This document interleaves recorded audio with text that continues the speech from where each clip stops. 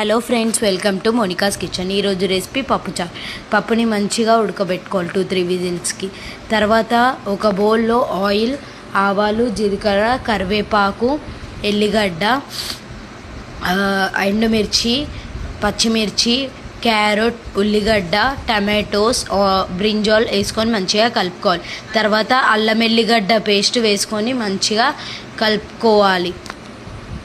పసుపు, ఉప్పు, మునక్కాయలు వేసుకొని మంచిగా కలుపుకోవాలి. తర్వాత మంచిగా కొంచెం మగ్గాలి. మగ్గిన తర్వాత